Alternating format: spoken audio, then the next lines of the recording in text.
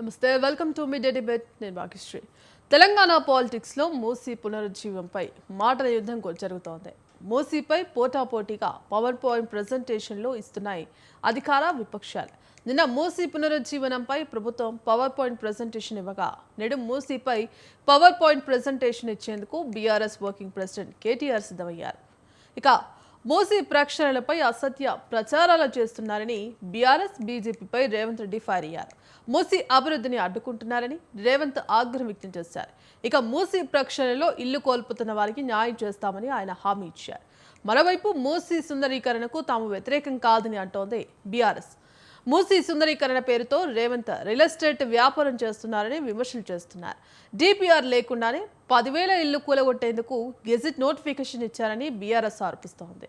ఇక ఇదే అంశంపై ఇవాల్టి మిడ్ డిబేట్లో చర్చిద్దాం. ఇక ఇవాల్టి మిడ్ డిబేట్లో జాయిన్ అవడానికి బీజేపీ అధికార ప్రతినిధి అందన్ రామరెడ్డి గారు, అలాగే రాజకీయ విశ్లేషకులు తాడిశెట్టి పశుపతి గారు ఉన్నారు, అలాగే కాంగ్రెస్ అధికార ప్రతినిధి కొక్కొండ రాహుల్ గారు ఉన్నారు. నమస్తే అండి ముగ్గురికి. నమస్తే. ఎస్ పశుపతి గారు చెప్పండి. ఎస్, ఇవాళ మూసీ ప్రక్షాళనకు ప్రభుత్వం సిద్ధమవుతోంది. మరి ఈ నేపథ్యంలో ఈ మూసీ ప్రక్షాళన ఎంతవరకు సాధ్యమవుతుందని అనుకోవచ్చు? ముందుగా స్వతంత్ర టీవీ వీక్షకులకు, మీకు ప్యానెల్లో ఉన్నటువంటి మిత్రులందరికీ గుడ్ ఆఫ్టర్నూన్. ప్రపంచంలో, దేశంలో, రాష్ట్రంలో, జిల్లాలలో ఏ ప్రాంతంలోనైనా అభివృద్ధి అనేది తప్పకుండా జరగాల్సిన ఆవశ్యకత ఉంది. వాళ్ళ కమ్యూనిస్టులు కర్షకుల పక్షాన మాట్లాడుతుంటారు. మాకు ఆధునీకరణ జరుగుతున్నప్పుడు, మోడర్నైజేషన్ జరుగుతున్నప్పుడు, యంత్రాంగాలు పెరిగినప్పుడు వాళ్ళ యొక్క జీవనోపాధి కోల్పోతారని ఏదైతే ఒక విమర్శలు చేస్తుంటారో దానికి ఆల్టర్నేటివ్ చూస్తుండాలి. అదే విధంగా ఇవాళ మూసీ సుందరీకరణ అనేది ఎవరు కూడా, ఒక రాజకీయ విశ్లేషకునిగా నేను కూడా స్వాగతిస్తాను, స్వాగతించాలి కూడా. అదే విధంగా దానికి కావలసినటువంటి బాధితులు, నిర్వాసితులు, వారికి జరుగుతున్నటువంటి నష్టం, ఇవన్నిటిని చాలా కూలంకుషంగా ఏ ప్రభుత్వాలు ఉన్నా, కాంగ్రెస్, బీజేపీ, బీఆర్ఎస్ ఎవరున్నా తప్పకుండా చేయాలి. తప్పకుండా చేసినటువంటి 1,00,000 కోట్ల రూపాయల వ్యయంతో ఒక డిపిఆర్ ప్లాన్ చేస్తున్నటువంటి క్రమంలో 10,000 మంది నిర్వాసితులు అవుతున్నారు అనేది, దానికి కూడా ఒక ప్రాపర్ ప్రణాళిక ఉండాలి. అక్కడ ఉన్నటువంటి మూసీని ఎవరైతే నిర్వహణ చేస్తున్నారు, లేకపోతే నిరాశ్రయులు అవుతున్నారు అనేటువంటి క్రమంలో వాళ్ళకి కావాల్సినటువంటి కౌన్సిలింగ్ ఇవ్వాలి. అక్కడ ఉన్నటువంటి రాజకీయ పార్టీలకు అతీతంగా శాసనసభ్యులు, ఆ ఎంపీలు, లేకపోతే ఉన్నటువంటి కార్పొరేటర్లు, వీళ్ళందరినీ సమాయత్తం చేసి అధికార యంత్రాంగంతో వాళ్ళకి ఒక కౌన్సిలింగ్ చేసేసి వాళ్ళకి ఒక భరోసా కల్పించాలి. భరోసా కల్పించినప్పుడే మూసీ పక్కకు ఎవరు ఉంటారండి? వాస్తవానికి గతంలో కాంగ్రెస్ పార్టీ కావచ్చు, బీఆర్ఎస్ పార్టీ కావచ్చు, లేకపోతే ఇంకే పార్టీలు ఉన్నా కూడా అన్ని రాజకీయ పార్టీలు అధికారంలో ఉన్నప్పుడే ఈ మూసీ పక్కకు ఒక నిరుపేద కుటుంబాలు, వాళ్ళు పేపర్లు ఏరుకునే వాళ్ళు, లేకపోతే రిక్షా కార్మికులు, లేకపోతే చెత్త కూలీలు, ఇలాంటి వాళ్ళు ఆ పరిస్థితిలో ఉన్నారు అంటే ఇది మనం ఆలోచించుకోవాలి. వారికి వాళ్ళ పిల్లల ఎగ్జామ్ మూమెంట్ ఉంది, లేకపోతే పెళ్లిళ్ళ మూమెంట్ ఉంది, లేకపోతే ఓల్డేజ్ ఉంటుంది. ఇవన్నిటిని దృష్టిలో పెట్టుకొని వారు ప్రభుత్వం యొక్క ప్రాథమిక బాధ్యత వాళ్ళను పకడ్బందీగా అనాలిసిస్ చేసి వాళ్ళకి జరుగుతున్నటువంటి అన్యాయానికి ఎక్కడ కాంపన్సేట్ చేస్తామనేది చెప్పాల్సిన బాధ్యత ప్రభుత్వాలకు ఉంది. అదే అక్కడ లోపభూయిష్టమైనటువంటి పర్యవేక్షణ, లోపభూయిష్టమైనటువంటి ఎగ్జిక్యూషన్ లో ఇవాళ వాళ్ళందరూ రోడ్డుకి ఎక్కుతున్నారు. ఉదాహరణకు ఖమ్మం, వెల్గటూరులో తీసుకోండి.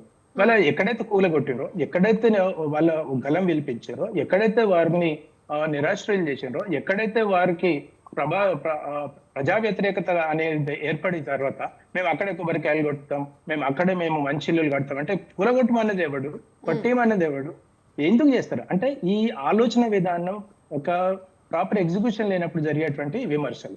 ఇది మూసీ కూడా ఒక సుమారుగా 10,000 మందికి నిరాశ్రయులు అయ్యే అవకాశం ఉంది కాబట్టి చక్కగా వాళ్ళకు చేయాలి. ఇప్పుడు 1,00,000 కోట్ల రూపాయలను ఒక ప్రాజెక్టు పెట్టుకుంటున్నప్పుడు 10,000 మందికి తీసుకుంటే 10,000 కోట్లు కాదు కదా, నాట్ ఈవెన్ ఒక 2,000 కోట్లు. ఏదైతే రేవంత్ రెడ్డి గారు నిన్న పవర్ పాయింట్ ప్రెజెంటేషన్ కూడా ఇవ్వడం జరిగింది.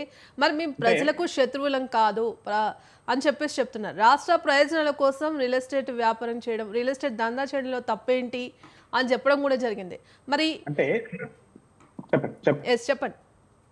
అంటే ఇప్పుడు ఏమంటున్నాము, నేను కూడా ఆదిలోనే అంటున్నాను, గతంలో కూడా వాళ్ళ కేంద్ర రాష్ట్ర ప్రభుత్వాలు, గతంలో బీఆర్ఎస్ పార్టీ కూడా ఒక రోడ్ వైడెన్ కావచ్చు, నేషనల్ హైవేస్ కావచ్చు, లేకపోతే ఇంకేమైనటువంటి ఇరిగేషన్ ప్రాజెక్ట్స్ కావచ్చు, లేకపోతే సోలార్ ప్రాజెక్ట్స్ కావచ్చు, ఇవన్నీ జరుగుతున్నప్పుడు కొంతమందికి అన్యాయం జరుగుతున్న మాట వాస్తవం. గత ప్రభుత్వాల్లో కానీ కేంద్ర ప్రభుత్వంలో కానీ ఉమ్, వాళ్ళకి కావలసినటువంటి కాంపెన్సేషన్ ఇవ్వాలి. ఉమ్, అది ఇవ్వకుండా జరిగినప్పుడే వాళ్ళకు ఆక్రోధన, వాళ్ళ యొక్క బాధ, వాళ్ళ యొక్క వర్ణన తీరం ఉంటుంది. ఉమ్, ఇవాళ ఎవరు కూడా అంటుండ్రు, ఇవాళ ప్రభుత్వం కనుక ప్రజలకు ఆ నిర్వాసితులు ఎవరైతే ఉన్నారో నిరాశ్రులు అవుతున్న వాళ్ళకు ఒకవేళ నిజంగా కాంపెన్సేషన్ కనుక అయితే ఇలా బీజేపీ పార్టీ కానివ్వండి, బీఆర్ఎస్ పార్టీ కానీ వాళ్ళు అక్కడికి వెళ్ళి ఆ ప్రజల దగ్గర ఒక ఓటు బ్యాంక్ రాజకీయం చేయాలని అనుకుంటే ఆ ప్రజలు వీళ్ళను తిరస్కరిస్తారు కదా. ఉమ్, వాళ్ళ ఆ ప్రజలు ఆ పార్టీలను ఎందుకు ఆశ్రయిస్తున్నారు? వాళ్ళకి సరైనటువంటి న్యాయం జరగలేదు కాబట్టి ఈ గొంతుకని వాళ్ళ ప్రతిపక్ష పార్టీలతో వెళ్తే మాకు ఒక న్యాయం జరుగుతుంది అనే ఉద్దేశంతో వాళ్ళు వెళ్తున్నారు. వాళ్ళు ప్రతిపక్ష పార్టీలకు తప్పు లేదు, అట్ ద సేమ్ టైం ఆ నిరాశ్రయులు కాబోతున్నటువంటి వాళ్ళది తప్పు లేదు. ఉమ్, అంటే వాళ్ళ పవర్ పాయింట్ ప్రజెంటేషన్ విషయానికి వచ్చినప్పుడు నేను ఒకటి చెప్తాను. గతంలో బీఆర్ఎస్ పార్టీ ఈ గ్రేటర్ హైదరాబాద్ లో, ఈ తెలంగాణ రాష్ట్రంలో ఎన్ని లక్షల కోట్లు ఖర్చు పెట్టాము, హైదరాబాద్ గ్రేటర్ హైదరాబాద్ కు ఏం చేశామంటే వాళ్ళు కూడా ప్రజెంటేషన్ ఇచ్చారు, వాళ్ళు ఒక బుక్లెట్ ఇచ్చారు. ఉమ్, అదే విధంగా కిషన్ రెడ్డి గారు ఈ తెలంగాణ రాష్ట్రానికి ఏమి ఇవ్వలేదు, మొండి చోయ ఉన్న పెట్టినరు, గాడిది గుడ్డు తెచ్చి పెట్టారు అని అంటే కిషన్ రెడ్డి గారు కూడా ప్రజెంటేషన్ ఇచ్చారు.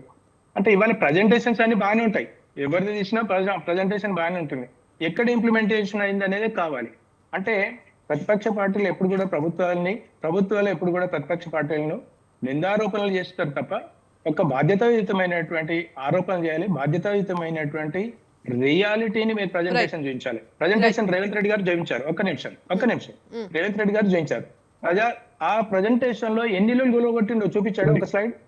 రేవంత్ రెడ్డి గారు ఎన్ని ఇల్లులు పోతున్నాయి, మరి దానికి ఒక సరైనటువంటి ప్రణాళిక కనుక జరిగితే వాళ్ళకి ఎంత డబ్బులు కేటాయిస్తున్నారు, ఎన్ని వేలను మీరు ఐడెంటిఫై చేశారు, మార్కింగ్ చేశారు, వాళ్ళకి చేసేస్తే వాళ్ళు కూడా నోరు మోసుకొని ఉంటారు కదా ప్రతిపక్ష పార్టీలు కూడా. నేను ఒకటే చెప్పదలుచుకున్నాను, ప్రభుత్వాలు ఏవైనా పార్టీలు ఏవైనా వాళ్ళు సామాన్యమైనటువంటి బిలో పావర్టీ లైన్ లో ఉన్నటువంటి వాళ్ళే అటువంటి ప్రాంతంలో ఉంటారు. వాళ్ళని మీరు నిరాశ్రయులు అయితే వాళ్ళ శాపనార్థాలు ఉంటాయి, వాళ్ళ యొక్క గ్రడ్జెస్ ఉంటాయి, వాళ్ళ యొక్క అసంతృప్తిని మీరు మూట కట్టుకుంటే ఇవాళ ఎవరు కూడా ఆలోచించరు, ఎవరు కూడా క్షమించరు, కూడా సమాజం క్షమించదు. ప్రధానంగా ఇవాళ హైడ్రా విషయాన్ని తీసుకుందాం. హైడ్రా విషయాన్ని కూడా నేను గతంలో ఆరోపణ చేశాను, మళ్ళీ కూడా ఇవాళ చేస్తున్నాను. అంటే హైడ్రా ఎందుకు తీసుకొచ్చారు ఇప్పుడు ఆ సందర్భం అంటే నేను చెప్తున్నా, కూలగొట్టే విషయంలో ఈ రోజు కూడా ఒక బీఆర్ఎస్ మంత్రిదో ఎమ్మెల్యేదో, బీజేపీ మంత్రిదో ఎమ్మెల్యేదో, లేకపోతే కాంగ్రెస్ దో ఎవరిది కూడా కూలగొట్టలేదు. ఎందుకు కూలగొట్టలేదు? మరి ఎందుకు సామాన్యులే నీకు ఎందుకు కనిపిస్తున్నారు? కన్స్ట్రక్షన్ చేసుకుంటున్నప్పుడు కనిపించలేదా? గతంలో బీఆర్ఎస్ అధికారంలో ఉన్నప్పుడు ఈ బిలో పావర్టీ వాళ్ళు పట్టుకున్నారు. గతంలో కాంగ్రెస్ పార్టీ అధికారంలో ఉన్నప్పుడు, చంద్రబాబు నాయుడు గారు అధికారంలో ఉన్నప్పుడు ఇవన్నీ ప్రభుత్వాలు ఇచ్చినటువంటి వీధి దీపాలు కావచ్చు, రోడ్లు కావచ్చు, డ్రైనేజ్ కావచ్చు, లేకపోతే మున్సిపల్ వాటర్ కావచ్చు, ఇవన్నీ అన్ని పార్టీల అధికారం ఉన్నప్పుడు ఆ యంత్రాంగం ఇచ్చినాయి కదా. వాళ్ళ వాటిని కూలగొడతామంటే నేను ఒకటే ఫైనల్ ఏం చెప్పదలుచుకున్నాను, గౌరవ ముఖ్యమంత్రి రేవంత్ రెడ్డి గారు కానివ్వండి, శాసనసభ్యులు కానీ, ప్రజాప్రతినిధులు కానీ, మీరు అన్యాయంగా ఆక్రందనకు గురవుతున్నటువంటి వాళ్ళకు సరైనటువంటి న్యాయం చేసి మీరు ఎంత పెద్ద సుందరీకరణ చేసినా అందరూ స్వాగతిస్తారు, లేకపోతే అందరూ విమర్శిస్తారు. సింపుల్. రైట్. ఇప్పటికే ఆ తెలంగాణలో మూసీ ప్రక్షాళనకు సంబంధించి అనేక ఆరోపణలు, విమర్శలు వస్తున్నాయి. మరి ఈ నేపథ్యంలో ఈ మూసీ ప్రక్షాళన అనేది ఎంతవరకు సాధ్యమవుతోంది? అసలు ఆ ఉన్న వాళ్ళకి న్యాయం చేయడం కోసం పేదవాళ్ళకు అన్యాయం చేస్తున్నారు, అక్రమంగా కూల్చివేస్తున్నారు, ఎట్లాంటి నోటీసులు ఇవ్వకుండా ఇల్లు కూల్చివేస్తున్నారు, మా పరిస్థితి ఏంటంటూ కూడా మరొక ప్రజలు ఆవేదన వ్యక్తం చేస్తున్నారు. ఇంకా ఇదే అంశానికి సంబంధించి మరింత చర్చించే ముందు మూసీ ప్రక్షాళనకు సంబంధించి కూడా నిన్న CM Revanth Reddy power point presentation ఇవ్వడం జరిగింది. మరి మూసీ సుందరీకరణ చేస్తే రాష్ట్రం గ్రోత్ ఇంజన్ గా మారుతోంది. ఒకవేళ మూసీ ప్రక్షాళన చేయకపోతే భవిష్యత్తు ఆ తరాలు మనల్ని క్షమించము అంటూ కూడా నేనైతే రేవంత్ రెడ్డి కామెంట్స్ చేయడం జరిగింది. మరి ఇది మూసీ ప్రక్షాళన ఎంతవరకు సాధ్యమవుతోంది? ఎస్ రాహుల్ గారు, మరి నేనైతే Revanth Reddy power point presentation ఇచ్చారు. మరి మూసీ పునరుజ్జీవం ఏదైతే సుందరీకరణకు సంబంధించి రాష్ట్ర ప్రయోజనాల కోసమే ఈ మూసీ అభివృద్ధి జరుగుతోంది అంటూ కూడా చెప్తున్నారు. మరోపక్క ఇటు బీఆర్ఎస్ ఏమో ఆ మూసీ ప్రక్షాళనకు, సుందరీకరణకు బీఆర్ఎస్ ఎప్పుడు వ్యతిరేకం కాదని చెప్పి ప్రతిపక్షాలు ఆరోపిస్తున్న పరిస్థితి కనిపిస్తోంది. మరి ఇది ఎంతవరకు సాధ్యమవుతోంది? మూసీ ప్రక్షాళన, సుందరీకరణ అనేది ప్రజలకు ఎంతవరకు మేలు చేసే అవకాశం ఉంటుందని చెప్పుకోవచ్చు? మేడం, ముందుగా మీకు ప్యానల్ పెద్దలకు అందరికీ, స్వతంత్ర టీవీ వీక్షకులకు అందరికీ నమస్కారం మేడం. సో ముఖ్యంగా ఏంటంటే నిన్న చూసే ఉన్నారు, అందరు రాష్ట్ర ప్రజలందరూ చూసే ఉన్నారు, మూసీ మీద ఇరుపక్ష నేతలు, ఈరోజేమో బీఆర్ఎస్ పార్టీ వాళ్ళు, నిన్ననేమో మా కాంగ్రెస్ పార్టీ వాళ్ళు ముఖ్యమంత్రి రేవంత్ రెడ్డితో సహా మూసీ సుందరీకరణ కోసం మాట్లాడడం జరిగింది పవర్ పాయింట్ ప్రజెంటేషన్ ఇవ్వడం రాష్ట్ర ప్రజలందరూ చూశారు, ప్రతిపక్ష నాయకులు కూడా చూసారు, ప్రతిపక్ష పార్టీలు కూడా చూసినాయి. మేము ఒకటే మేడం, మాకు ఈ రోజు మేమైతే మా కాంగ్రెస్ పార్టీ అధికారంలో ఉన్నది. గతంలో బీఆర్ఎస్ పార్టీ వాళ్ళు అధికారంలో ప్రజెంట్ పవర్ పాయింట్ ప్రజెంట్ చాలా పెట్టుకోరు, ఇప్పుడు ప్రతిపక్షంలో కూడా పెట్టుకోరు. కానీ రాజకీయం చేయాలని స్వార్థ రాజకీయాలు చేయదు మేడం. మేము నిన్న మీరు ఏదైతే ఉన్నారో, మీరు కావాల్సింటే ఏ వీడియోలో అయినా చూడండి, ఏ ఛానల్ అయినా చూడండి, రేవంత్ రెడ్డి గారు ఒక స్టేట్మెంట్ ఇచ్చాడు. ముందు రోజు నేను పవర్ పాయింట్ ప్రజెంటేషన్ మా కాంగ్రెస్ పార్టీ తరపు నుంచి వెళ్ళి రాష్ట్ర ప్రజలకు అందరికీ చెప్పాలి మూసీ సుందరీకరణ కోసం అని చెప్పాను. అదే మూసీ సుందరీకరణ కోసం ఇరుపక్ష పార్టీ నేతలు, ప్రతిపక్ష పార్టీ నేతలు అందరూ రావాలని చెప్పి అన్నాడు. స్వాగతం ఇచ్చాడు మంత్రులకైనా, ఎమ్మెల్యేలకైనా, ప్రతిపక్ష పార్టీ నాయకులకైనా, అన్ని పార్టీల నాయకులకు అందరికీ లేఖదారి ఇచ్చాడు, మెన్షన్ కూడా. ఈ రోజు బిఆర్ఎస్ పార్టీ వాళ్ళు చేస్తే ఈ రోజు కనీసం ప్రతిపక్ష పార్టీ అధికార పార్టీలకు ఇన్విటేషన్ ఇస్తారా? ఇవ్వలే. ఇప్పుడు ఇవ్వరు, వాళ్ళు గతంలో ఇవ్వరు, వాళ్ళ అధికారంలో ఉన్నప్పుడు కూడా ఇవ్వలే, ఎప్పుడు ఇవ్వలే. మేము ఏమంటున్నాం, మరి రేవంత్ రెడ్డి సలహాలు సూచనలు ఇవ్వండి. నిన్న కూడా అదే అంటున్నాం స్టేజ్ మీద కూడా, సలహాలు ఇవ్వండి, సూచనలు ఇవ్వండి, అభివృద్ధి చేద్దాం రాష్ట్రం. ఎన్నికలప్పుడే రాజకీయం, ఎన్నికలప్పుడే పార్టీలు, మన ప్రతిష్ట. అప్పుడు కొట్లాడుకోవాలి, ఇప్పుడు రాష్ట్రం కోసం కొట్లాడుకోవాలి, రాష్ట్రం అభివృద్ధి కోసం ముందుకు పోవాలి. నేను మూసీ సుందరీకరణ కోసం ఒక మంచి తీర్చిదిద్దాలని చెప్పి కంకణం పట్టుకొని కూర్చున్నా అని చెప్పి వేదిక మీద కూడా చెప్పాడు. ఎప్పుడు చూడు రాజకీయం చేయాలని మరింత చీప్ రాజకీయాలు లేదు మేడం. మేము ఏమంటున్నాం, ఒక సీఎం హోదాలో ఉండి మరి, ఆయన సీఎం స్టాండ్ లో ఉండి మరి ఒక మెట్టు దిగి మరి ప్రతిపక్ష పార్టీ నాయకులకు గౌరవించి రాత్రి మీరు సలహాలు ఇవ్వరి, ఆ సలహాలు కూడా నేను స్వీకరిస్తాను, చేస్తాను, ముందడికి పోతాను, మా పార్టీ కాదు ప్రతిపక్ష పార్టీ నాయకులు కూడా ఇలా భాగస్వాములే అని చెప్పి అన్నాడు. బాధ్యతగా రావాలి. ఈ రోజు 5 గంటలకు కేటీఆర్ పెట్టుకుంటుండు, ఎవరికి పెట్టుకుంటుండు, ఎవరికి చెప్తుండు, ఎవరు వింటారు, ఎవరు పోతారు? నువ్వు పిలువు, అందరిని పిలువు, నువ్వు ప్రజలకి వినిపి. అధికార పార్టీ కాంగ్రెస్ పార్టీని పిలువు, ప్రతిపక్ష నాటి కేంద్ర పార్టీ బీజేపీని పిలువు, ఇంకా ఇతర పార్టీల నాయకులను పిలువు. అదో లెక్క ఉంటది. కానీ వాళ్ళు రారు, ఇతరులను రానియరు, వాళ్ళు చెప్పరు, మిగతా ఇక నిందలు వేస్తుంటారు. ఏంది మేడం, అన్ని వాళ్ళే డబల్ గేమ్లు, అన్ని డబల్ గేమ్లు వాళ్ళే. అంటే ఇక్కడ ప్రజాపాలన, ప్రజాప్రభుత్వం అనే పేరుతో ప్రజలను నిండా మోసం చేస్తోందని చెప్పేసి ప్రతిపక్షాలు ఆరోపిస్తున్నాయి. మేడం గదొకటే చెప్తున్నా, గదొకటే డైలాగ్ పెట్టుకురాళ్ళు. ఇప్పుడు మేము 2.5 సంవత్సరాలు అయితే వచ్చి వాళ్ళు 10 సంవత్సరాలు ఇచ్చారు. మరి వాళ్ళు ఎన్ని అవినీతులు చేసారు, మేము అవినీతులన్నీ బయట పెడుతున్నాం. రోజు రేవంత్ రెడ్డి పెడుతున్న కొద్దికి వాళ్ళు ముఖం సాటేసుకొని ఈ రోజు వాళ్ళకి ఏం చెప్పాలో అర్థం కాకుండా మా పార్టీ 2.5 సంవత్సరాలు మేమేం చేస్తున్నాము, వాళ్ళు 10 సంవత్సరాలు వాళ్ళు ఏం చేస్తున్నారో జనాలకు అందరికి తెలుసు. అందుకనే ఇప్పుడు అసెంబ్లీలో కానీ మున్సిపల్, అంటే గత ప్రభుత్వంలోనే బీఆర్ఎస్ ప్రభుత్వంలోనే మూసీ ప్రక్షాళన జరుగుతోంది, మూసీ సుందరీకరణ అవుతుందని చెప్పేసి కూడా కేసీఆర్ చెప్పడం జరిగింది. మరి ఆ ప్రభుత్వంలోనే జరిగింది మూసీ ప్రక్షాళన, కాంగ్రెస్ ప్రభుత్వంలో జరుగుతుందా? అసలు ఎంతవరకు సాధ్యం అవుతుంది అని అనుకోవచ్చు. మరి అప్పుడు ఆ 10 సంవత్సరాలు బీఆర్ఎస్ పాలనలో మూసీ ప్రక్షాళన చేస్తాం, కొబ్బరి నీళ్లు పారిస్తాం అంటూ కూడా చెప్పడం జరిగింది. మరి కాంగ్రెస్ ప్రభుత్వంలో ఏ నీళ్లు పారిస్తారో, అసలు మూసీ ప్రక్షాళన అనేది జరుగుతోందా? ఎంతసేపు ఉన్న వాళ్ళకు న్యాయం చేయడం కోసం పేద ప్రజలకు అన్యాయం చేస్తున్నారనే ఆరోపణలు కూడా మరోపక్క వినిపిస్తున్నాయి. మరి ఏమంటారు మేడం? డెఫినెట్ అప్పుడు కేసీఆర్ మీరు అన్నట్టు చెప్పిండు, అవన్నీ వాస్తవాలు, నేను కూడా ఏకీభవిస్తున్నాను. కానీ ఇప్పుడు రేవంత్ రెడ్డి గారికి ఒక అవకాశం ఇచ్చారు, తెలంగాణ ప్రజలు అవకాశం ఇచ్చారు. ఆ అవకాశాన్ని వినియోగించుకొని నిలబెట్టుకుంటాడు. ఎందుకంటే మూసీ సుందరీకరణ చేస్తే చాలా లాభాలు ఉంటాయని చెప్పి రేవంత్ రెడ్డి గారు ఏవే లాభాలు ఉంటాయో అక్కడ ఇప్పుడు ప్రజలకి కొందరు నష్టపోతున్నారేమో, కానీ నష్టపోయిన ప్రజలకు కూడా వాళ్ళకి ఇల్లు స్థలాలు, ఇందిరమ్మ ఇల్లులు కానీ వాళ్ళకి ఆ ఖరీదుతో సహా కట్టాడు. మన ఖమ్మంలో కూడా చూసారు కదా మేడం, ఎక్కడైతే గులగొట్టరో వాళ్ళకి పట్టాలతో సహా రేవంత్ రెడ్డి 15 రోజుల్లో 3 మంత్రులు కూర్చొని మరి ఇచ్చారు. మాట నిలబెట్టుకోండి మేడం. ఒక రోజు అటు ఇటు కావచ్చేమో కానీ మేము ఇచ్చడం మాత్రం పక్కా. ఇల్లు లేని పేద ప్రజలకైనా, స్థలం లేని పేద ప్రజలకైనా మా అవసరం కాదు, తెలంగాణ అవసరం కాబట్టి తెలంగాణ ప్రజలు అభివృద్ధి ముందుకు పోవాలి. తెలంగాణ ముందుకు పోవాలంటే కొన్ని సందర్భాల్లో కొన్ని వచ్చినప్పుడు తొలగించి మరి వాళ్ళకి మంచి చేస్తుంది మేడం రేవంత్ రెడ్డి గారు. అతి తక్కువ సమయంలోనే మా మీద ఆర్థికంగా ఈ రోజు రాష్ట్రం అప్పుల పాలైనా కానీ ఆ అప్పులు ఇంకెంతైనా సరే బాధ్యత మోసుకొనైనా సరే రాష్ట్ర ప్రజలకు నష్టం జరగవద్దు. మేము ఈ రోజు అధికారంలో కేసీఆర్ ఎన్నో అవినీతి చేసి ఎన్నో చేసిండేమో, ఎన్నో అప్పుల పాలు చేసిండేమో, సారే ఆ అప్పులన్నీ ఈ రోజు మిత్తిలు కట్టుకుంటూ వచ్చి మరి రాష్ట్ర ప్రజలకు మరి భరోసా కల్పిస్తూ ఈ రోజు రేవంత్ రెడ్డి నాయకత్వం ముందుకు పోతుంది. కానీ మేము ఒకటే చెప్తున్నాం మేడం, మూసీ సుందరీకరణ అనేది ఒక మంచి, అప్పుడు మీరు అన్నట్టు మూసీ సుందరీకరణ కోసం ఇంకోటి కూడా గుర్తేసాం. హైడ్రా రేవంత్ రెడ్డి గారు స్టార్ట్ చేసినప్పుడు బొచ్చడ మంది తిట్టారు. ఈవెన్ చాలా మంది నాయకులు కూడా తిట్టారు, ప్రతిపక్ష పార్టీ నాయకులైనా కేంద్ర నాయకులైనా ఎవరైనా తిట్టారు, ప్రతి ఒక్క పార్టీ నాయకులు ప్రజలు కూడా తిట్టారు. ఈ రోజు అదే అభివృద్ధి చేస్తుంటే హైడ్రా ఎందుకు వచ్చిందని చెప్పి పాలాభిషేకం రేవంత్ రెడ్డి గారికి చేస్తారు. కొందరు అట్లా మాట్లాడుతారు, కొందరు ఇట్లా మాట్లాడుతారు. ఇంత బీజేపీ నాయకులు కూడా క్లాప్స్ కొట్టారు. బీఆర్ఎస్ పార్టీ వాళ్ళ మనసులలో కూడా ఉన్నది, రేవంత్ రెడ్డి గారు మేము చేయలేని పని కూడా రేవంత్ రెడ్డి గారు చేస్తారు, ఏ నాయకుడు చేయలేని విధంగా రేవంత్ రెడ్డి గారు చేస్తారు. మనము కొన్ని మళ్ళీ అవకాశం ఇస్తాను మీకు, ఒక్క నిమిషం. ఎస్ రామరెడ్డి గారు చెప్పండి మేడం. ఎస్, మరి వాళ్ళ మూసి ప్రక్షాళన చేయడం వల్ల ఎంతో మంది పేద ప్రజలకు ఆ మేలు కలుగుతుంది, ఉపయోగపడుతోంది. మరి రాష్ట్ర భవిష్యత్తు తరాలకు కూడా ఇది ఎంతో ఉపయోగపడుతుంది అని చెప్పేసి కాంగ్రెస్ అంటోంది. మరోపక్క ఇటు బీఆర్ఎస్ ఏమో మేము మూసి సుందరీకరణకు వ్యతిరేకం కాదంటోంది. మరి బీజేపీ పేదలకు అన్యాయం చేయకుండా, పేదలకు ఇబ్బందులు కలగకుండా మూసి ప్రక్షాళన చేయాలని చెప్పేసి బీజేపీ అంటోంది. మరి ఈ మూసి ప్రక్షాళన అనేది సాధ్యమవుతుంది అని అంటారా? ప్రభుత్వంలో చిత్తశుద్ధి ఉంటే, విల్ పవర్ ఉంటే అది సాధ్యమవుతుంది. కానీ రేవంత్ ప్రభుత్వంలో ఎక్కడ ఒక దీర్ఘకాలిక ప్రణాళిక కానీ, ఒక మంచి చేద్దామన్న ఉద్దేశాలు కానీ లేవు. ఎప్పటికప్పుడు ఎన్నికలు వస్తాయి. కేసీఆర్ ఎట్లయితే హుజరాబాద్ ఉప ఎన్నిక వస్తే దళిత బంధు, మునుగోడు ఉప ఎన్నిక వస్తే బీసీ బంధు అన్నట్టు, జిహెచ్ఎంసీ ఎన్నికలు వస్తున్నాయి కాబట్టి మూసి పునరుజ్జీవని, ఇలాంటి డ్రామాల కోసం చేస్తే అది ఎప్పుడు సక్సెస్ కాదు.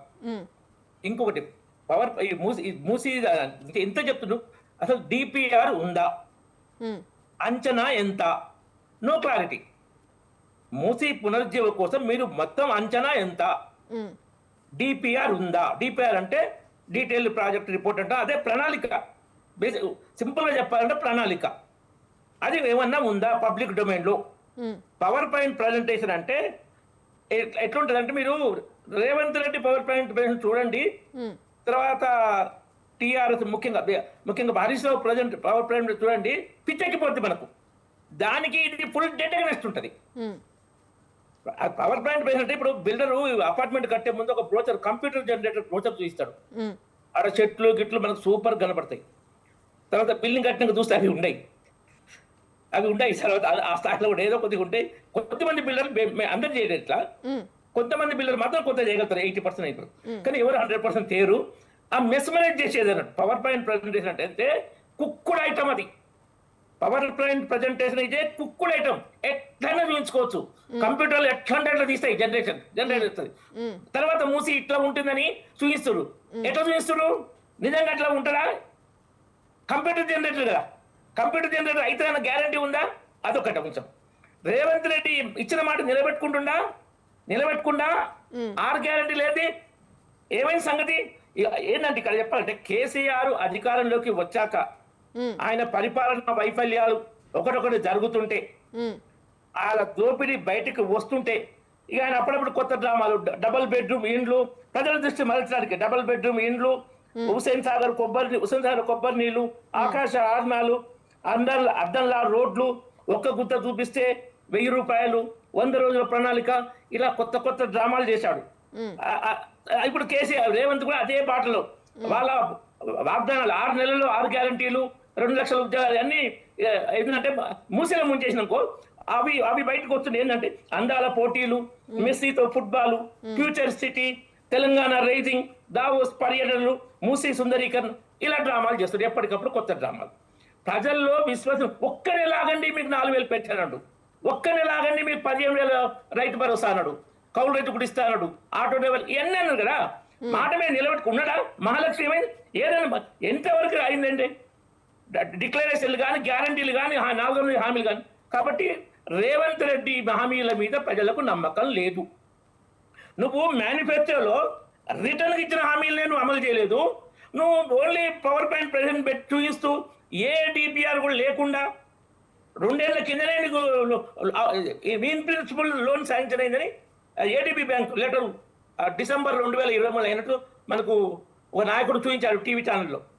2 ఏళ్ల కింద డిపిఆర్ అది లోన్ కోసం అప్లై చేశారు, శాంక్షన్ కూడా అయిందని. ఇన్ ప్రిన్సిపల్ 2 ఏళ్ళు అయిపోయింది. ఇప్పుడేమంటున్నావు? ఇంకో 18 నెలలు పడుతుంది డిపిఆర్ తయారు కావడానికి అంటాడు. అంటే 3 ఏళ్ళ 8 నెలలు కేవలం డిపిఆర్కే పడుతుంది, డిపిఆర్ తయారు కావడానికి. మరి అంటే వీళ్ళ పనితనం ఈ విధంగా ఉంది. ఎవ్వరు డిపిఆర్ లేకుండా పని మొదలు పెట్టరు, మోసగాళ్ళు మాత్రమే మొదలు పెడతారు. ఎందుకంటే డిపిఆర్ చూయిస్తే, డిపిఆర్ ఉంటే ఇక దాన్ని పట్టుకుంటే దాన్ని తప్పులు ఇస్తారని. కాబట్టి ఇక్కడ సదుద్దేశం లేదు. ఫస్ట్ శుద్ధి కావాలి, మూసి శుద్ధి కావాలి, సుందరీకరణ కాదు. సుందరీకరణ సెకండ్ స్టేజ్. నేను చెప్తున్నా అది కూడా వద్దని కాదు. ఫస్ట్ స్టేజ్ శుద్ధి, సెకండ్ స్టేజ్ సుందరీకరణ. వీళ్ళు పునరుజ్జీవం అంటున్నారు. పునరుజ్జీవం అంటే అర్థం తెలుసా?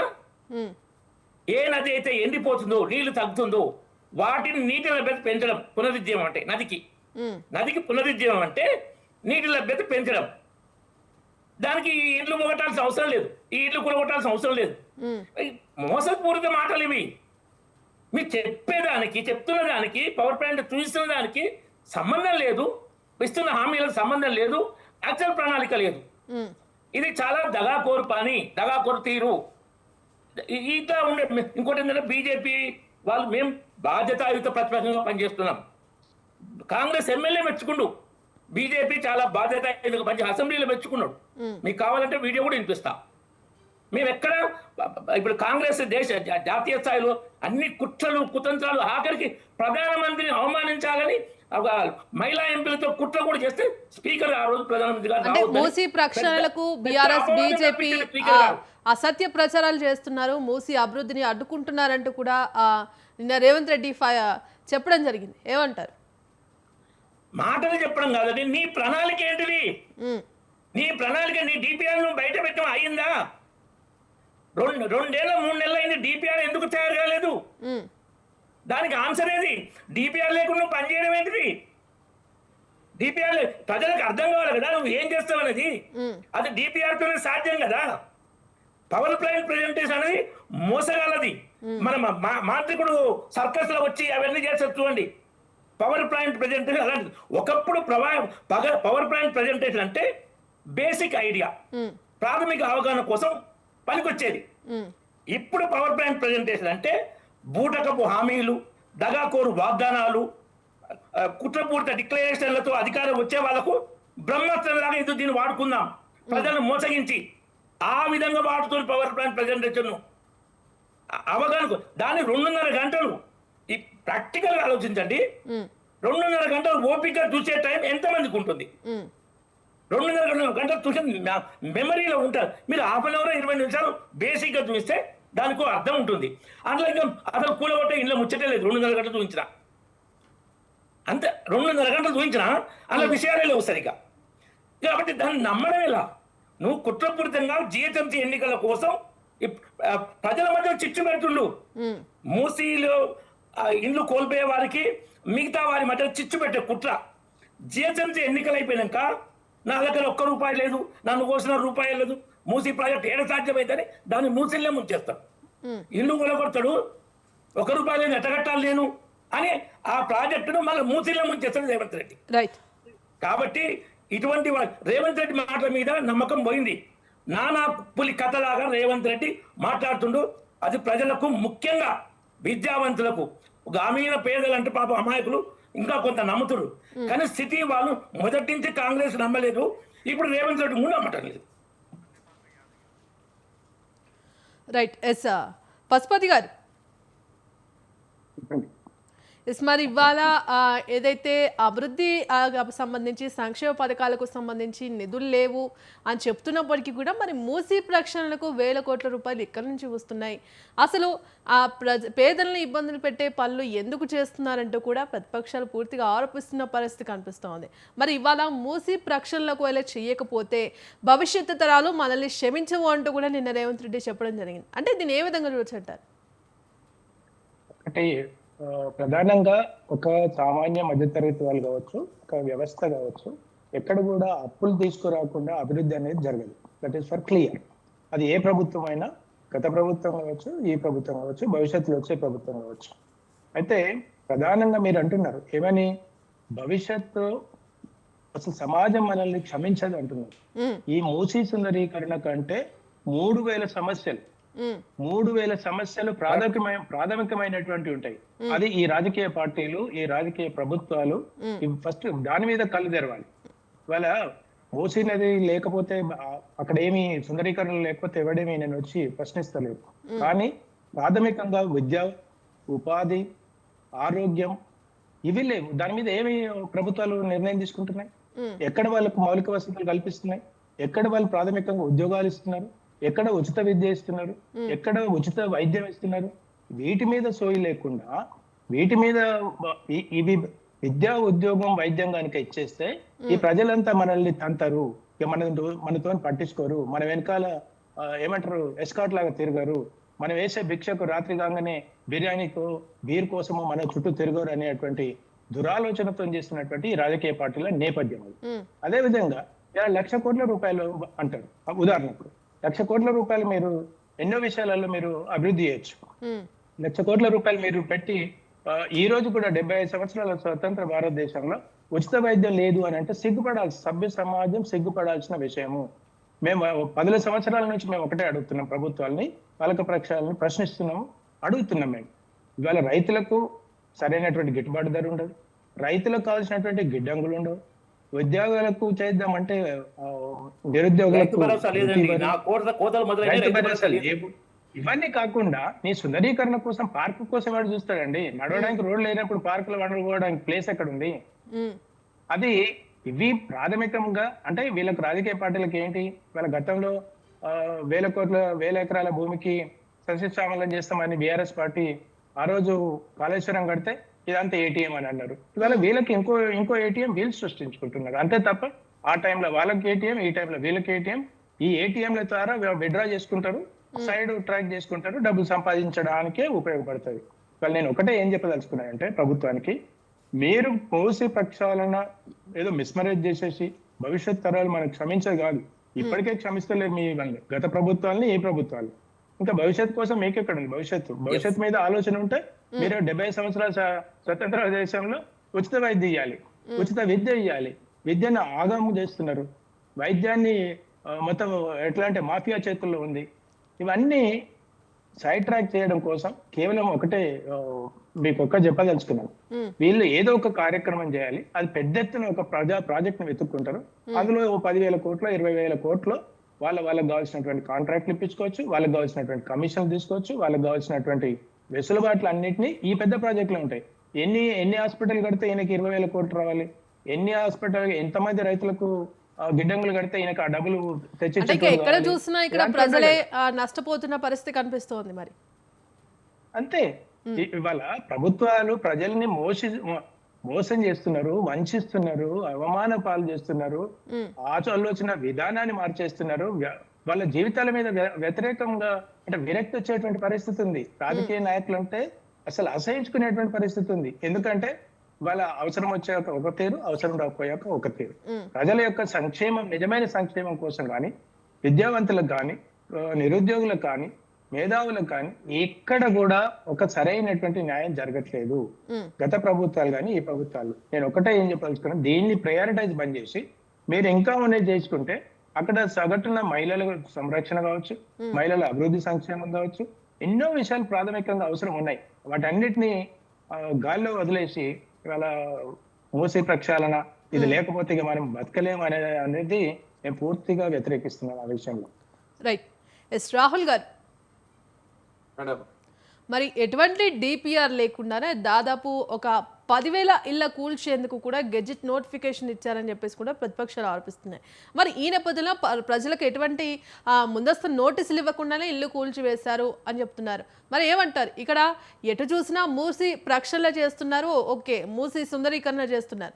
మరి లాస్ట్కి అల్టిమేట్గా ప్రజలే తీవ్రంగా నష్టపోతున్నారు కదా. మరి మూసి ప్రక్షాళన చేయడం వల్ల ప్రజలకు ఇబ్బందులు కలిగే, ప్రజలు ఇల్లు కోల్పోయి ఏ విధమైన ఒక దీన స్థితిలో ఉన్నారు, రోడ్డు మీద పడిన పరిస్థితులు ఉన్నాయి. మరి ఇవాళ ప్రభుత్వం నుంచి మరి ఎటువంటి నష్టపరిహారం కానీ, కూల్చేసిన ఆ స్థలంలోనే డబుల్ బెడ్రూమ్లు ఇస్తామని కూడా చెప్తున్నారు. మరి ఎక్కడ ఏ చోట కూడా డబుల్ బెడ్రూమ్ ఇచ్చినా ఇప్పుడు ఇల్లు కోల్పోయిన వారికి కనీసం నష్టపరిహారం కూడా ఇవ్వట్లేదు అంటూ కూడా ఆరోపణలు వస్తున్నాయి. మరి ఏమంటారు మేడం? ఆ ఆరోపణలన్నీ శుద్ధ తప్పు మేడం. ప్రతిపక్ష పార్టీ నేతలు వాళ్ళకి తోచినట్టు వాళ్ళు మాట్లాడుతూనే ఉంటారు, కానీ వాటన్నిటిని తెలంగాణ ప్రజలు గమనిస్తారు. తెలంగాణ ప్రజలు వాళ్ళు ఏ తీర్పిస్తే ఆ తీర్పుని మేము స్వాగతిస్తాం. కానీ మేము ఒకటి చెప్తున్నాం మేడం, ప్రజలు మేము ఈ రోజు మూసి సుందరీకరణ అనేది ఈ రోజు వాళ్ళకి ఇట్నే కనిపిస్తుంది, నాయకులకైనా ఎవరికైనా ఈ రోజు మాట్లాడే వాళ్ళకి. రేపు దాన్ని చూస్తుంటే అది అభివృద్ధి చెందినాక దానివల్ల ఏం లాభం అనేది మూసి సుందరీకరణ మీద రాష్ట్ర ప్రజలకు అవగాహన వస్తుంది. ఇంకొకటి నష్టపోతున్న ప్రజలు అక్కడ డబుల్ బెడ్రూమ్ అయినా మేము అని చెప్పి అప్పుడు గతంలో కేసీఆర్ గారు అన్నారు. మేము మా మా కాంగ్రెస్ పార్టీ వచ్చినప్పుడు అధికారంలోకి వచ్చినప్పుడు మేము నష్టపోయిన ప్రజలకు ఇల్లు ఊరగొట్టినా కానీ రోడ్ల పోయినా కానీ ఏవైనా వాళ్ళని తొలగించి అయినా సరే వాళ్ళకి నష్టపరిహారం ఇచ్చి మరి మళ్ళీ పైగా 5 లక్షల రూపాయలు ఇందిరమ్మ ఇల్లు కూడా మేము ఇస్తున్నాం మేడం. మేము ఈ రోజు ఉత్తరం మేము గాలికి డప్పు కొడతలే మేము. బాబు గతంలో బీఆర్ఎస్ పార్టీ కేసీఆర్ విచల విడిగా దోచుకుని రాష్ట్రంలో దోచుకున్నాడు, తిన్నాడు. కలవకుట్ల కుటుంబం మొత్తం డబుల్ బెడ్రూమ్ ఇల్లు ఇవ్వకుండా ఎక్కడిదక్కడ సగం మధ్యలో కన్స్ట్రక్షన్లు ఇచ్చిపెట్టి పోయిను. అధికారం పోయింది. ఈ రోజు కాంగ్రెస్ పార్టీ అధికారం వచ్చింది. కేంద్రం నుంచి ఒకటి అడుగుతున్నాం మేడం. కేంద్రం నుంచి రాష్ట్రానికి ఒక్క రూపాయి కూడా చక్కగా తీసుకురాలి. 2 కేంద్ర మంత్రులు ఉన్నారు, బండి సంజయ్ కిషన్ రెడ్డి అని. వాళ్ళు ఈ రోజు సమాధానం చెప్పాలి. ఈ రోజు రాష్ట్ర ప్రజల మీద భారం వాళ్ళకు కూడా ఉంటుంది. కేంద్రం నుంచి వచ్చేటి కూడా కొన్ని లావాదేవీలు ఉంటాయి. ఆ లావాదేవీలను కూడా తీసుకొచ్చే సత్తా లేకుండా అయిపోయింది బీజేపీ నాయకులకి. ఏ మొహం పెట్టుకుని వాళ్ళు ఈ రోజు ఓట్లు అడుగుతారు? ఏ మొహం అంటే పెట్టుకుని ఇక్కడ వాళ్ళు ఏదైతే ఆ సంక్షేమ పథకాలు కావచ్చు ఈ సంబంధించి ఒక్క నిమిషం అంతమంది బుక్ కూడా ప్రింట్ చేశారు. రామరెడ్డి గారు ఒక్క నిమిషం ఎస్ సార్. రామరెడ్డి గారు మీరు మాట్లాడేటప్పుడు నేను మాట్లాడలేదు. నేను మాట్లాడేటప్పుడు మీరు వినాలి. వినదు ఓపిక లేకపోతే ఎట్లా చెప్పండి. ఒక్కటే పాయింట్ చెప్పి రామరెడ్డి గారు ఒక్క నిమిషం మళ్ళీ అవకాశం ఇస్తాను మీకు. ఒక్క నిమిషం. మీరు కాంగ్రెస్ మీద కౌంటర్ కొట్టి నేను బీజేపీ మీద కౌంటర్ కొడుతున్నా. రాజకీయంగానే మాట్లాడుకోవాలి. ఓపిక ఉండాలి పేషెంట్. నేను చెప్పేదాకా మీరు ముందుకు మీరు మాట్లాడడం కరెక్ట్ కాదు ఇది. రామరెడ్డి గారు ఒక్క నిమిషం మీకు అవకాశం ఇస్తాను. ఎస్ రాహుల్ గారు, మరి ఇవాళ ఏదైతే అమలు చేసిన సంక్షేమ పథకాలు కావచ్చు వాటికి నిధులు లేవని చెప్తున్న రేవంత్ రెడ్డికి ఇవాళ మూసీ ప్రక్షాళనకు 1,000 కోట్ల రూపాయలు ఎక్కడి నుంచి వస్తున్నాయన్న విమర్శలు కూడా ఎదురవుతున్నాయి. మరి ప్రతిపక్షాలు ప్రశ్నిస్తున్నాయి. మరి ఏమంటారు మేడం? మేము ఏమంటున్నాము, ఈరోజు గతంలో ఏ విధంగా బీఆర్ఎస్ పార్టీ అప్పులు చేసిందో ఆ అప్పులన్నీ మేము తీర్పుకుంటామని నేను ఇందాక కూడా చెప్పిన. ఈ రాష్ట్రానికి హైదరాబాద్ అనేది ఒక మంచి నగరం. దాన్ని తీర్చిదిద్దే బాధ్యత ఎవరు అధికారంలో ఉన్నప్పుడు వాళ్ళది ఉంటది. ఈ రాష్ట్రం తీర్చిదిద్దాలి. అది హైదరాబాద్, ఇది మెయిన్ సెంట్రల్ జోన్. ఇది ఈ దేశానికే సెంట్రల్. ఇది ఒక మంచి ఒక దిక్సూచిగా ఇది అభివృద్ధి చెందుతుంది. ఏ రాష్ట్రం అభివృద్ధి చెందిన విధంగా ఈ రోజు మన రాష్ట్రం అభివృద్ధి చెందుతుంది. అందులో మెయిన్ గా మన హైదరాబాద్ లో ఉన్నందుకు మనం అందరం గర్వపడాలి. ఏదైతే ముందుకు పోతుందో దాన్ని అడ్డుకోవడం మాత్రం తప్పు. రాజకీయంగా మీకు ఎన్నున్నా కానీ రాజకీయంగా అసెంబ్లీలో చూసుకోవాలి. మీరు ఏ విధంగా మాట్లాడతారో ఆ విధంగా మాట్లాడుకోండి, కానీ అభివృద్ధిని మాత్రం అడ్డుకోవద్దని చెప్పి మా ఒక రేవంత్ రెడ్డి గారి రిక్వెస్ట్, మా కాంగ్రెస్ పార్టీ రిక్వెస్ట్. సరే గతంలో వాళ్ళు చేసిరా చేయలేరా ప్రజలు చూసిరు, దాని ప్రకారం ఈ రోజు ఓట్ల ద్వారా తీర్పు ఇచ్చిరు. మరి ఈ రోజు మరి బీజేపీ వాళ్ళు ఎగురు మాట్లాడుతారు కదా, మరి బీజేపీ వాళ్ళు ఎందుకు మరి రాష్ట్రంలో అధికారం రాకపోయారు? మరి కేంద్రంలో వచ్చినంత విజిగా ఉంటుందా? కేంద్రం నుంచి వెళ్ళి వాళ్ళు మేము ఏం తెచ్చిరు నిధులు మేము అడుగుతున్నాం. ఎంపీలు ఎంత మంది ఉన్నారు? ఈ దేశం మొత్తం తిరిగిన కానీ మోడీకి అన్నిట్ల మీద ప్రేమ ఉంటుంది, కానీ ఈ రాష్ట్రం మీద మాత్రం ప్రేమ ఉండదు. ఇప్పుడు కాదు ఎప్పుడైనా ఉండదు. ఈ రాష్ట్రం కోసం ఎన్నడూ చెయ్యడు, ఎన్నడూ రాడు. కేసీఆర్ ఉన్నప్పుడు రాడు సక్క, కేసీఆర్ ఉన్నప్పుడు పెట్టుబడులు ఇవ్వలేడు. ఈ రోజు రేవంత్ రెడ్డి గారు కానీ పెట్టుబడులు ఇవ్వలేదు. ఏమంటారు వాళ్ళు? మేము బీజేపీ తెలంగాణ రాష్ట్రంలోకి అధికారంలోకి వస్తేనే మేము ఇస్తామంటే కేంద్రంలో అధికారం లేదా? బీజేపీ కాంగ్రెస్ పార్టీ ఉందా కేంద్రంలో? లేకపోతే బీఆర్ఎస్ పార్టీ ఉన్నదా? మేము అడుగుతున్నాం. ఉన్నది బీజేపీ కదా. బీజేపీ నుంచి ఈ రాష్ట్రానికి ఎంతో కొంత ఇవ్వాలి కదా, ఇచ్చే నిధులు ఇవ్వాలి కదా. ఏం చేస్తారు కేంద్ర మంత్రులు కూడా? మేము అడుగుతున్నాం. మేము ఎంపీలు ఉన్నారు, ఎందుకున్నారు? మేము వస్తాం, మేము తీర్చిదిద్దాం అంటే తీర్చిదిద్దేది అయ్యా నువ్వు కేంద్రం నుంచి తీసుకురండి, మేము స్వాగతిస్తాం. రేవంత్ రెడ్డి గారు కూడా చాలా సార్లు అన్నాడు, తీసుకురండి నిధులు తీసుకురండి. కేంద్ర మోడీ దగ్గర పోయి అమిత్ షా దగ్గర పోయి తీసుకొని రండి. అమిత్ షా దగ్గర కూడా మొన్న పోయిండు మేడం. ఎందుకు? ఈ రాష్ట్రానికి నిధులు కావాలి, బాధ్యతగా పార్టీ వేరైనా సరే ఈ రాష్ట్రం కోసం నేను పనిచేయాలని చెప్పి. గతంలో కేసీఆర్ గారు కూడా పోయారు, కానీ ఎన్నడూ ఇచ్చిండు మోడీ? ఎన్నడూ ఇయ్యలే. ఎన్నడూ బీజేపీకి చిత్తశుద్ధి ఉంటది, ఇష్టమే ఉండదు తెలంగాణ అంటే. ఈ రోజు రామచంద్రరావు గారు మాట్లాడుతారు, నవ్వొస్తుంటది ఆయన మాటలు చూస్తుంటే. చిత్తశుద్ధితో పనిచేయమని మేము అదే అంటున్నాం.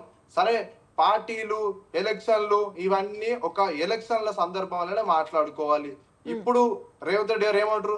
అభివృద్ధికి పోతున్నాం. సరే ఈ రోజు మేము కాంగ్రెస్ పార్టీ వచ్చు, గతంలో బీఆర్ఎస్ పార్టీ వచ్చు, రేపు అధికారం మీరు వస్తుండొచ్చు.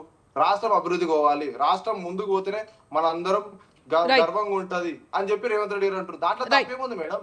రైట్ ఎస్ డిబేట్ లో జాయిన్ అవడానికి బీఆర్ఎస్ నేత మల్లపాక యాదగిరి గారు ఉన్నారు. సార్ నమస్తే అండి.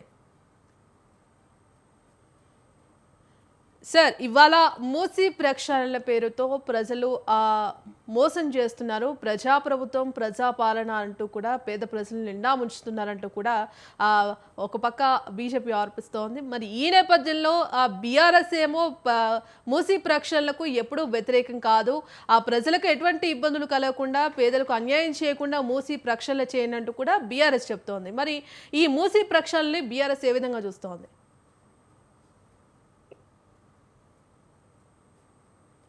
యాదగిరి గారు, మీ వాయిస్ అన్మ్యూట్ చేయండి, మ్యూట్లో ఉంది.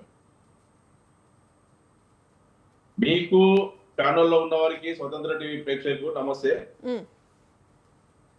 ఈ రోజు కాంగ్రెస్ ప్రభుత్వం మూసీ ప్రక్షాళన, మూసీ పునర్జీవం అని చెప్పేసి ఒక మరి పేదల ఇండ్లు కూలగొట్టి మూసీ ప్రక్షాళన చేయవలసిన అవసరం రేవంత్ రెడ్డి గారికి ఎందుకు వచ్చింది? వారు ఎలక్షన్లలో హామీలో గాని, వారు ఇచ్చిన హామీలో గాని, వారు పెట్టిన కాంగ్రెస్ పార్టీ మేనిఫెస్టోలో గాని పెట్టిన అనేక సమస్యలు, అనేక హామీలు పక్కన పెట్టేసి ప్రభుత్వం ఏర్పడడానికి కారణమైనటువంటి రైతు బంధు అనుకోండి, రైతు బంధు మేము 15,000 ఇస్తాను, అవి చెప్పుకుంటూ పోతే చాలా ఉన్నాయి. వారిచ్చిన హామీలు ఏవి నెరవేర్చకపోను ఇది కొత్త హామీగా ఈ రోజు మూసీ ప్రక్షాళన అని చెప్పేసి దానికి 5,000 కోట్ల కోసం గాంధీ సరోవర్ అని చెప్పేసి, గాంధీ స్టాచ్యూ అని చెప్పేసి, ఇప్పుడు ఇది ఏం అవసరం వచ్చింది? గాంధీ మహాత్ముని విగ్రహం పెట్టడం కోసం ఈ రోజు పేదల 10,000 గృహాలను కూలగొట్టవలసిన అవసరం వచ్చిందా? స్వయాన గాంధీ మహాత్ముని వారసుడే చెప్తున్నాడు, గాంధీ మహాత్ముని పేరుతోని ఆయన అహింసతోటి ఉన్నాడు కాబట్టి ఆయన పేరు మీద పేదల ఇండ్లు కూలగొట్టొద్దని చెప్పేసి తన వారసుడు చెప్తుంటే, మేము గాంధీ మహాత్ముని వారసులం అని చెప్పేసి మరి సోనియా గాంధీ, రాహుల్ గాంధీ, ప్రియాంక గాంధీ, కాంగ్రెస్ పార్టీ అంటే గాంధీ వారసత్వం అని చెప్పుకునే వీళ్ళు ఈ రోజు చెట్టు పేరు చెప్పి కాయలు అమ్ముకున్నట్టు గాంధీ మహాత్ముని పేరు చెప్పి వాళ్ళు బిజినెస్ చేయడం కోసం ఈ రోజు 1,50,000 కోట్లతోటి మూసీ ప్రక్షాళన చేసుకుంటూ 1,50,000 కుటుంబాలను రోడ్ల పాలు చేయవలసిన అవసరం ఎందుకు వచ్చింది? ఇంకోటి ఏంటంటే వీళ్ళు డిపిఆర్ఏ ఇంకా రాలేదని చెప్పేసి మొన్న జనవరిలో జరిగిన అసెంబ్లీ సమావేశాలలో స్వయాన ముఖ్యమంత్రి గారే ఇంకా 18 నెలలు టైం పడుతుందని చెప్పారు. మరి ఈ రోజు ఇంకా డిపిఆర్ఏ రాలేదు.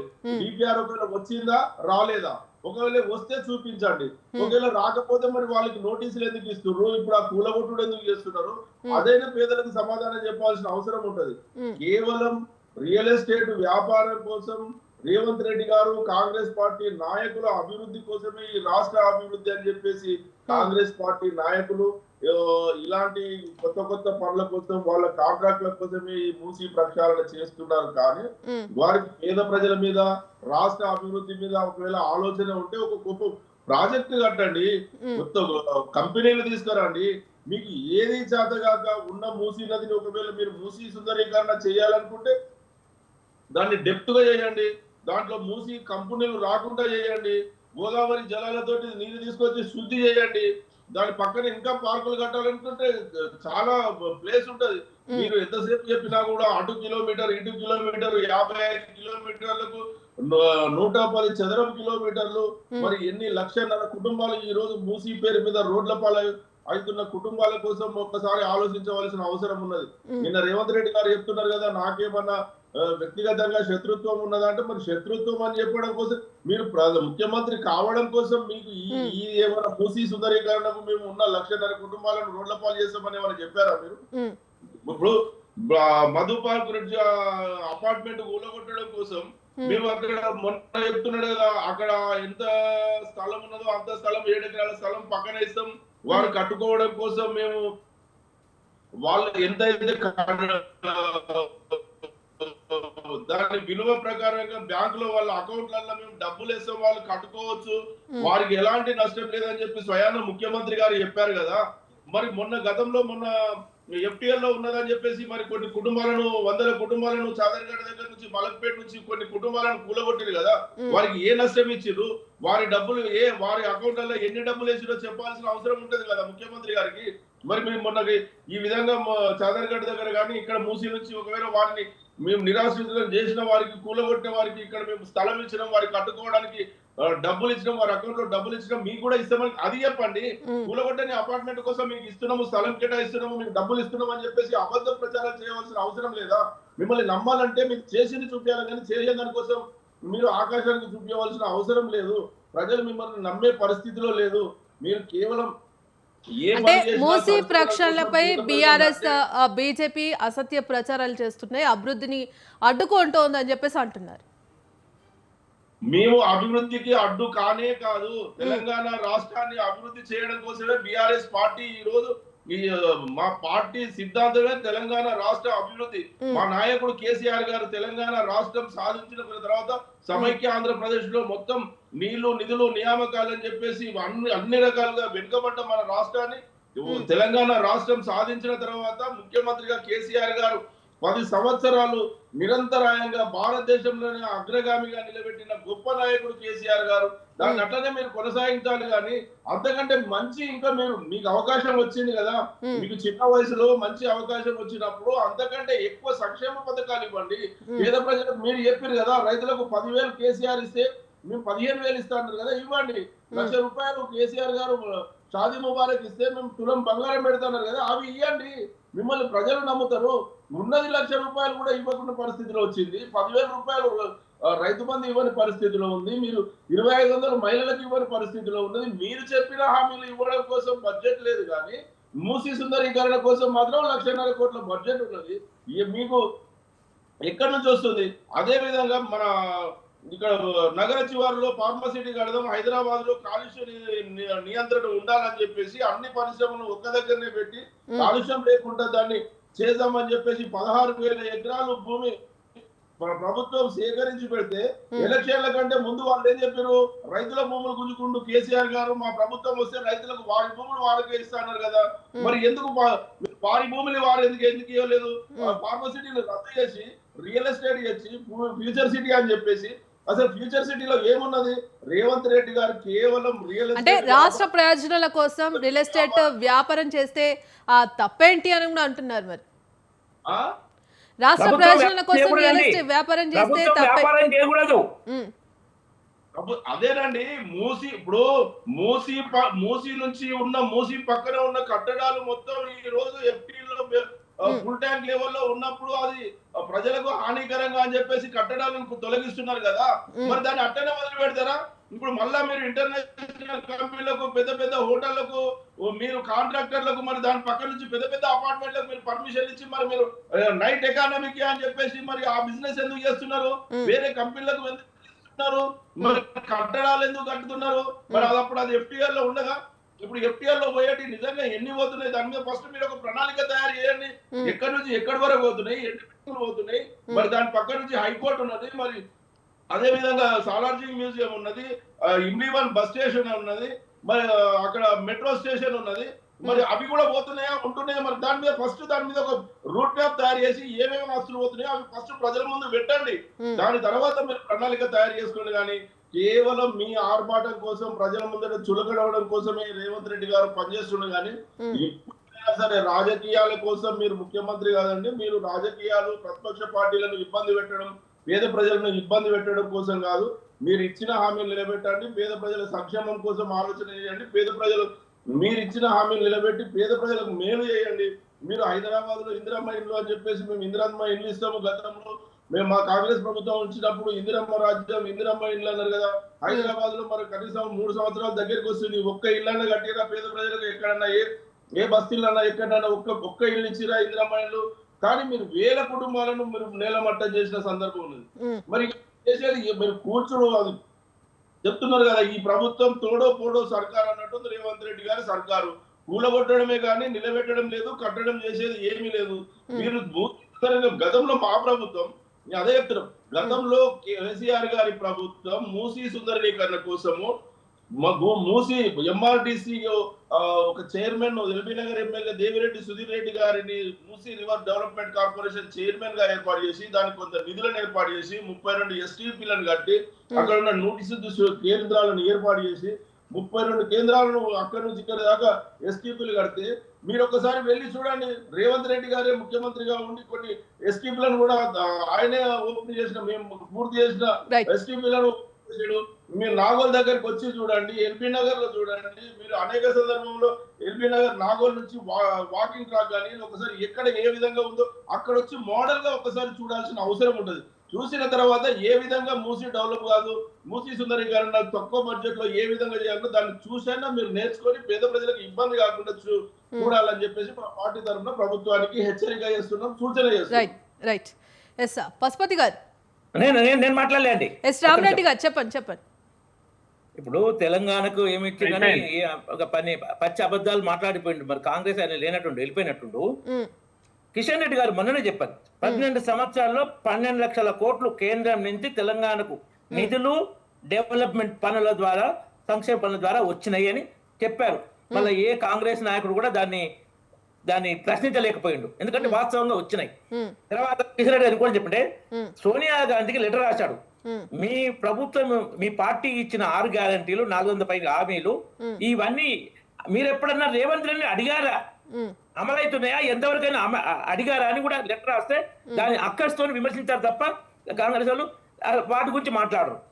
తర్వాత ఇక్కడ ఈ రేవంత్ రెడ్డి ప్రభుత్వం తీరిందంటే రాత్రికి రాత్రి HCUలో 100 ఎకరాల అటవీ విధ్వంసం రాత్రికి రాత్రి కోర్టు చివరికి పెట్టింది, ఆపేసింది, మళ్ళీ అటవీని పెంచమని చెప్పింది.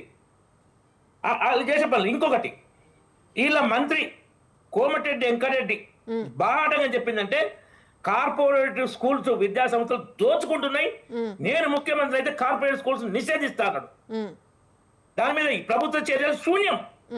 వాళ్ళ మంత్రి స్వయంగా చెప్పిండు. సో వాళ్ళ పరిపాలన అంత అధ్వానంగా ఉంది. రేవంత్ రెడ్డి స్వయంగా చెప్పిండు, ఉద్యోగస్తులు మీరు మేనిఫెస్టోలో పెట్టారు, మా పేరు విధను మాకు రావాల్సిన ఇవి మా డిఏ బకాయిలు గుంటే నన్ను కోసిన రూపాయి రాదు, నన్ను చెప్పుల దొంగలా చూస్తున్నారు, ఎవరి దగ్గర రాణిస్తారు అన్నాడు. మరి మూసీ సుందరీకరణ ఈ పరిస్థితులు అవసరమా? పశుపతి గారు చాలా బాగా చెప్పారు, విద్యా వైద్యం ముఖ్యం ఏ ప్రభుత్వానికైనా. విద్యా వైద్యం ముఖ్యం, ఫీజు రియంబర్స్మెంట్ లేదు, ఆరోగ్యశ్రీ బకాయిలు చెల్లింపు లేదు, ఇవి 2 ముఖ్యం. మీకు ఇంకా చెప్తా, ఇక్కడ సందర్భం వచ్చి కాబట్టి దేశాన్ని 55 ఏళ్ళు కాంగ్రెస్ పార్టీ పరిపాలించింది. 1947 నుంచి 77 వరుసగా, 80 నుంచి 89, తర్వాత మళ్ళీ 90 నుంచి 90 శ్రీనివాసరావు, 2004 నుంచి 2014. 55 ఏళ్లలో వాళ్ళు కట్టిన ఎయిమ్స్ ఒక్కటే ప్రభుత్వం నుంచి. ఎక్కడ? సోనియా గాంధీ నియోజకవర్గం రాయబరేలీలో 22 ఎయిమ్స్ ఉన్నాయి ఇప్పుడు. ఒకటి ఫస్ట్ రాజ్ కుమారి అమృత్ గారు ఆమె సొంత నిధులతో కట్టింది. కాంగ్రెస్ నేను కట్టి చెప్పుకుంటే కాదు, ఆమె కట్టిన తర్వాత బయటకు వచ్చాను, వీళ్ళు నోట్ మూసుకోరు. 20 పైగా 6 అటల్ బిహారీ వాజ్పేయి గారు ఎయిమ్స్, 14 పైగా మోడీ గారు. ఎందుకంటే వైద్యము దాని క్వాలిటీ చాలా అవసరం. కాంగ్రెస్ ఎక్కడ డెవలప్మెంట్ లో ఉండదు. విద్యా వైద్యం మన నూతన విద్యా విధానం కానీ బుక్స్ అన్నింటినీ అద్భుతంగా మోడీ ప్రభుత్వం చేస్తుంది, ప్రజల్లో దానికి మద్దతు ఉంది. ఇక్కడ వీళ్ళకి వ్యతిరేకత. అసలు ఎన్నికలప్పుడు ఏం చెప్పింది, ఒక్క నెల ఆగితే 4,000 పెన్షన్, ఆ వృద్ధాప్యులను ఎంత దగా చెప్తుందండి. రిటైర్ అయిన ప్రభుత్వ ఉద్యోగులకు రిటైర్మెంట్ డబ్బులు ఇవ్వలే, ఎంత దారుణం. వాళ్ళు ఇందిరా పార్క్ ధర్నాలు 2 సార్లు 3 సార్లు మేము కూర్చున్నాం వాళ్ళ కోసం. ఇంత దిమాగ పాలన చేస్తూ ఇప్పుడు శుద్ధి అవసరమే.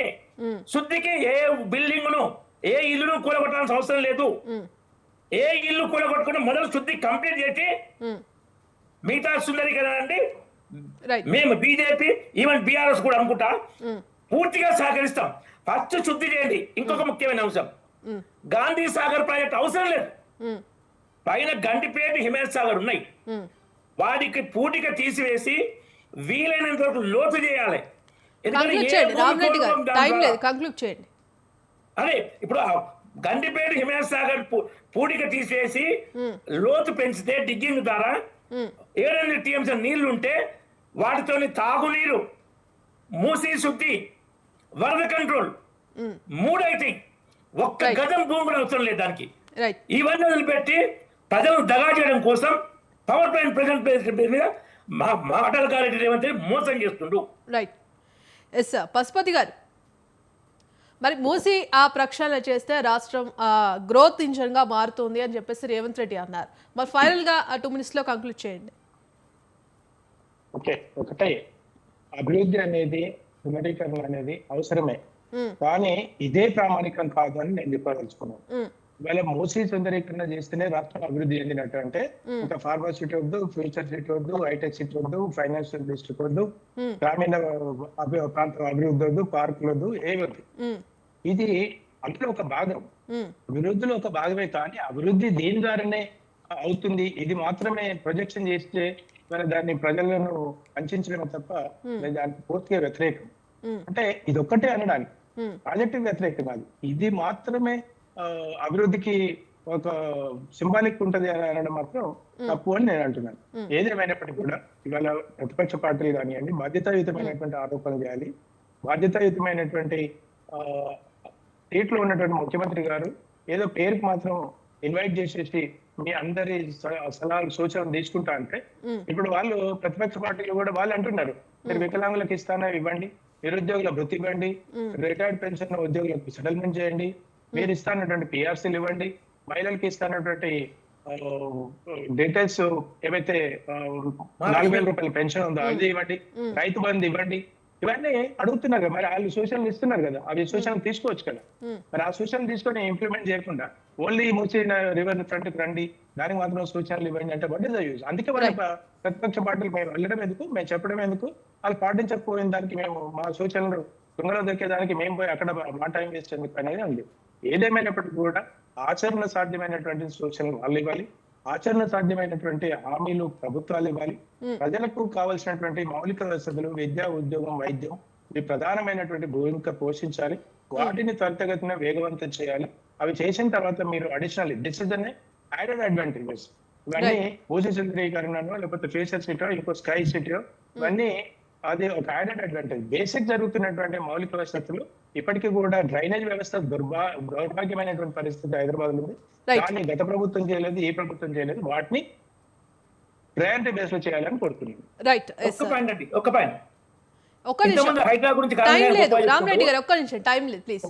యాదగిరి గారు ఇప్పుడు మూసి ఏ విధంగానైతే ప్రజలకు నష్టం జరగకుండా మూసి అభివృద్ధి చేయాలి, మూసి ప్రక్షాళన చేయాలంటే ఆయన గారు బీఆర్ఎస్ పార్టీ గత ప్రభుత్వం ఏ విధంగా ప్రజలకు నష్టం జరగకుండా ఏ విధంగా 32 ఎస్టీపీలను కట్టిందో, ఎంఆర్డిసి చైర్మన్ గా సుధీర్ రెడ్డి గారిని నియమించి అక్కడ ఎల్బీ నగర్ నియోజకవర్గ పరిధిలో కానీ అక్కడ నుంచి ఇక్కడ వరకు ఏ విధంగా ఎస్టీపీలు కట్టిండో, ఎల్బీ నగర్ లో కూడా నాగోల్ ప్రాంతంలో ఏ విధంగా అభివృద్ధి చేసారో అక్కడ చూసుకుంటూ మిగతాది అభివృద్ధి చేయకుండా ప్రజలకు నష్టం జరగకుండా అభివృద్ధి చేయాలని చెప్పేసి ఇంకేమైనా తనకేమైనా సలహాలు సూచనలు కావాలంటే ఎల్బీ నగర్ ఎమ్మెల్యే సుధీర్ రెడ్డి గారి సలహాలు సూచనలు తీసుకుంటే కూడా రేవంత్ రెడ్డి గారికి అవసరం వస్తాయి, సుధీర్ రెడ్డి గారి సలహాలు తీసుకోవాలని చెప్పేసి మేము కోరుతున్నాం. ఎస్ రామరెడ్డి గారు 1 minute లో క్లోజ్ చేయండి. ఎస్ చెప్పండి. హైడ్రా గురించి ఇంతకుముందు ఆయన గొప్ప చెప్పిండు. FTL పరిధిలో కాదు బఫర్ జోన్ లో ఉన్నాయని పేదల ఇండ్లు కూల్చిండ్రు. చెరువు మధ్యన సలకం చెరువు మధ్యన మట్టి పోసి కట్టిన ఓబైసీ ఆ బిల్డింగ్ దగ్గర పోవాలంటే ఇలా పాయింట్లు నడుస్తాయి. హైడ్రా కమిషన్ రంగనాథ్ కానీ రేవంత్ రెడ్డి కానీ కాంగ్రెస్ కానీ ఎంత ఘోరం అది. వీళ్ళు చేసే పనులు ఎట్లున్నాయంటే కాంగ్రెస్ అంటే ముస్లింలు అంటే కాంగ్రెస్ అని చెప్తున్నాడు. రైట్ రైట్, థ్యాంక్ యూ అండి. ఇక ఇవాళ డిబేట్లో పాల్గొన్న బీఆర్ఎస్ నేత మల్లెపాక యాదగిరి గారికి, అలాగే కాంగ్రెస్ అధికార ప్రతినిధి కొకొండ రాహుల్ గౌడ్ గారికి, అలాగే బీజేపీ అధికార ప్రతినిధి అందం రామరెడ్డి గారికి, అలాగే రాజకీయ విశ్లేషకులు తాడిశెట్టి పశుపతి గారికి ధన్యవాదాలండి.